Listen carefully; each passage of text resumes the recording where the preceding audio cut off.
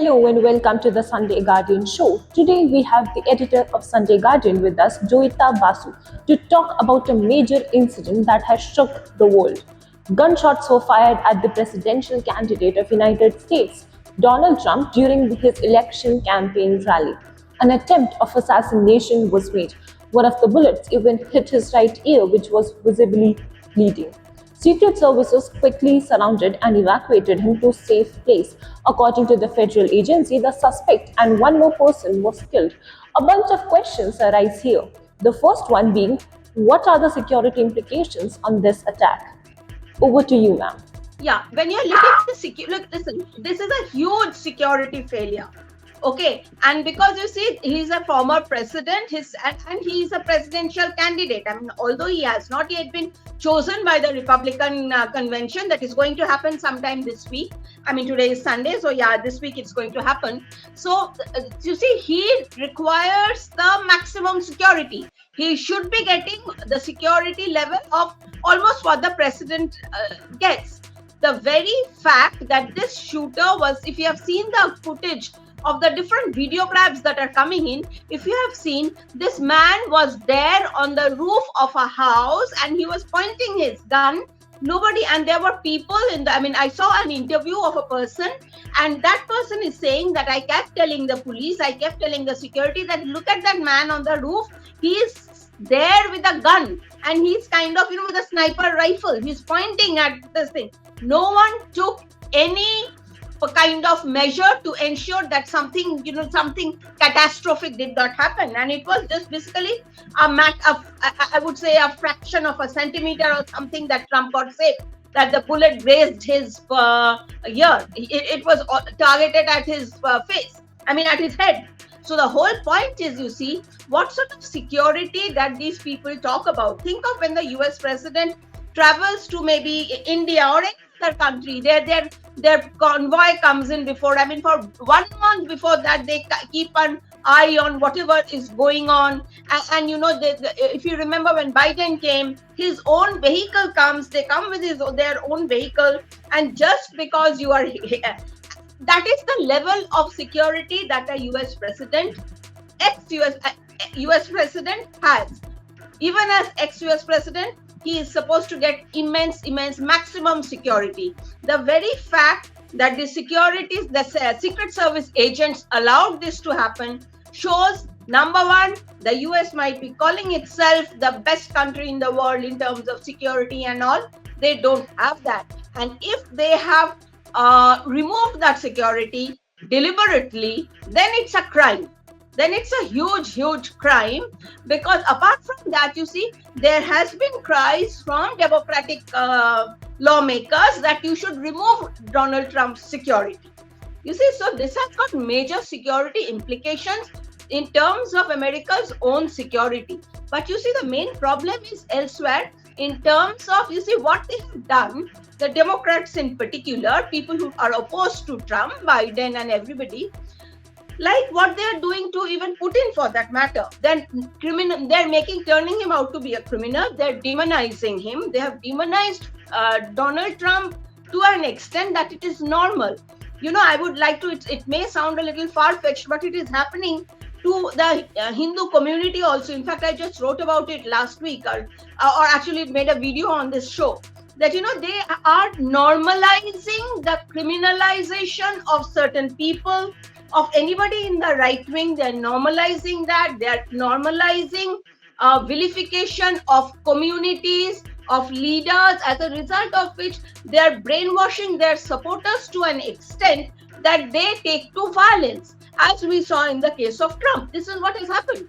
You talked about Joe Biden's health concerns and how this is a big disadvantage against him. And if we consider the biasness of the US's justice system against Trump and now the assassination attempt, what does all these things combined mean for the presidential race going forward from this? Listen, it goes without saying that Trump, the way kind of defiance he showed after that attack, and it was remarkable actually. He got shot on his ear, and he actually, when he was being taken down from the podium, he kind of stood up and he shook his fist in the air and said, "Fight, fight." meaning he is not going to give up. So just imagine, I mean, and that photo is now Yes. going to become iconic. It is going to be flashed on every front page newspaper everywhere, except, of course, those who are extremely left. And I'm certain that American mainstream media will try to downplay the incident because this is going to give him a huge boost in his campaign. You see, there are people who, who are Republicans, but who do not always want to vote for Trump. Now that is one of the reason why, and this is the section that the Democrats are trying to woo, because you see what happens is that is why also one of the reasons why Trump lost in the last election, because there is a section of Republicans who are unhappy with his utterances, with his behavior, with his track record. So many of these people either did not come out to vote or voted for Biden in the last election. Now what happens? This is something very serious, that you are trying to take out a presidential candidate because there is a possibility that he is going to be president. So that is the reason why. So I am certain what is going to happen, that Republican vote that has strayed from Trump, that was a little unhappy with Trump, that is going to come back to the Republicans. I don't see Democrats changing their stance. But what ultimately matters in a country like the US is the floating voters. You see, the Democrats have their voters, the Republicans have their voters, and then there are the floating voters. A lot matters which way the floating vote will go. So if Biden anyway stays as the candidate, Democratic candidate, then Trump is already in lead. He is going to increase his leads in a very big way. As I said, the floating voter, large section of the floating voter will come to him. But at the same time, there are major concerns about Biden's health. So as a result of which, in fact, in Sunday Guardian, we just did a report today which says that the Democrats want Biden out of the race. And it may happen even this month. So if, say, for example, there's huge speculation that Kamala Harris may be nominated as the presidential candidate of the Democrats. Now, she somehow enjoys a lead ahead of Donald Trump. Now, the thing is that whether that lead, if she is made as presidential candidate of the Democrats, whether that lead stays or not has to be seen. So that in immediate terms, that is what I would say, because I don't think that Joe Biden will be the Democratic presidential candidate. The fight may be between Donald Trump and Kamala Harris. Whether Kamala Harris is able to keep that lead, we do not know, because a lot will also depend on the black vote. Don't forget that Kamala Harris has been projecting herself as a black African, which she is not, by the way. Her parents are Indian and Jamaican. So, but then she has been appropriating that black identity in the hope, basically, that the black vote will come to her. But a large section of the black vote has also been going to Trump. That is what was seen in the last election as well. A large section of the black vote. So you see, it is not so easy to say, although right now Trump will get a huge bump in his ratings when the elections are in November. There are quite a few months away. So the thing is, a lot will depend on who the Democratic candidate is, which way the swing voters go, which way the black vote will go. But otherwise, I think what Trump will do is that Trump will consolidate his support. That goes without saying. Yes, so we still do not have any update on the motive behind the attack, and besides the fact that the suspect was neutralized. How do you see all of this? No, I don't think they have released yet the name of the attacker, but there is a lot of speculation going on, because this man has been shot dead. There is a possibility that this man is an Antifa. I mean, but this is again total speculation. We cannot say for certain who the attacker is until and unless something is released. And I'm certain they will try to suppress the information for some time. But I don't think, if this person turns out to be one of those Antifa activists, meaning they call themselves anti-fascists, but the fact of the matter is that they are what kind of fascists they are possible? They are the extreme left people who kind of are always, who are against anyone, right? And who basically, we see it in our country also. It is the extreme left that is always trying to muzzle the voice of the right, the centrist and all. So you see, I mean, these are the people who will call others fascists, but they themselves are the biggest fascists. And the US is a terribly divided society. What we are going to witness, what we are, this attack is a symptom or a manifestation of that division.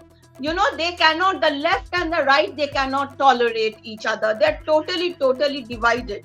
And they are taking, and if you have seen what is happening to Trump, I am not certain in terms of, say, for the legal, the kind of, I would say, the legal witch hunt is going on against Trump. In fact, that is one of the reasons why he is getting a lot of support. His support base is consolidating because people are seeing him to be being targeted unfairly. And you see, that is why I'm, at least in the recent future, I mean, I would say there's going to be a huge bump on his ratings, primarily because here is the man who is being vilified, who is being demonized, who is being targeted, who is being, all these things are being done to him. And even after that, he can stand up and say, fight, fight, fight. I mean, that takes a lot of courage. I mean, physically targeted. He comes inside a millimeter of getting assassinated. That's what happened. So, what kind of impact can we expect of this incident on the Trump campaign? I mean, how can it influence it? Well, I think when it comes to the Trump campaign, as I said, it is going to be, first of all, it's a big boost. And I'm telling you, that is an iconic photo now. That Trump, with his fist up towards the sky and saying, fight, fight, fight. I mean, the Republicans' Trump campaign will just fight on just this issue. As it is, they are talking about that you are being unfair to us legally and all. You are just trying to, muzzle us, not let the people's voice be heard. They are trying to basically cancel Trump out of the campaign. That everybody understands, everybody knows. One judge in one state is saying you cannot contest in this state. The other one is saying I'm canceling you from the ballot. So ultimately, for every move that he makes, it has to go to the Supreme Court. Okay, so it tells very poorly of, I would say, of American justice system, of American democracy. I mean, they are always lecturing other countries, India included, that we have to understand the democratic values of and all that. And look at what they are doing. They are among the most undemocratic people in the world if they continue like this. Right. So, US has the habit of commenting on the internal matters of a country, be it India or just any other country in the world. Even recently, they said that they're closely watching the Kejriwal case and expects the justice system to be fair. And now we see such kind of things happening in the US itself. I mean, how do you see all of this? Well, actually, if you look at it, it is not just Arvind Kejriwal. They are interfering in almost everything. I mean, our Prime Minister goes to Russia and the US ambassador here, who is nothing but a diplomat, just because he's from the US, he thinks he's next to God. The thing is that he issues us a veiled warning. How dare he do that? How dare he? And the thing is they do not understand, that sovereign countries have their pride. And what have they been able to do us? They have been throughout their, I mean, I'm not anti-American. I think, India-US strategic alliance is one of the best things that can ever happen to this world. And you need them. It can be a force of good. But they are so vested. They have got so many vested interests. They have got their own vote bank so much. They fall for lobbyists. They do not understand what is going on in India. They're clueless about our cultural values, the way our society functions, and they have an opinion about everything. So it is not just about Arvind Kejriwal. You will see, look at the human rights industry, what they do to us. I mean, if you read the kind of nonsense that is printed by, say, New York Times or Washington Post or Guardian in the UK, for that matter, it almost seems like we are like North Korea. I mean, that is the worst kind of thing possible, but that is the power of propaganda. You see, that is what happens, and that is what exactly they are doing to Trump. They are demonizing him to the extent that the feeling that they are letting their supporters get is that you can do anything to him, including trying to assassinate him. That if you are doing the right thing, that you are killing off a force of evil, that you are the force of good. So you see, that is the problem with this kind of left, I would say, left ecosystem, which spreads this hatred. Thank you for joining us, ma'am, and for sharing your opinions and thoughts on this matter. The incident has received reactions from all over the world, including Prime Minister Narendra Modi condemning the attack.